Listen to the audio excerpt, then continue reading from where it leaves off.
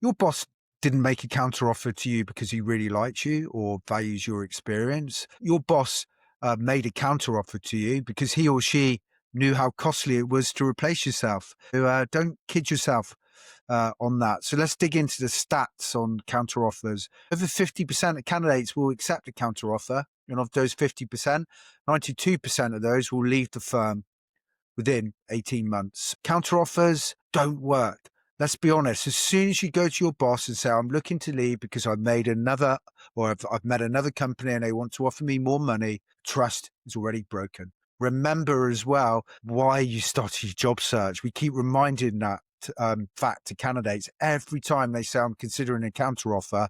We say, remember when you first came to us, you said, this is why you're looking to leave and this is your ideal job. Now that opportunity is presented to you and yet you're stumbling over it. So remember that. Have the strength and the courage to go through what you initially wanted to do, because you're only kicking the can 18 months down the road. I trust me, I've seen this happen time and time again in recruitment. Counter offers don't work. So be strong. Stick to your guns. Stick to what you originally thought. Stay strong. Don't waver.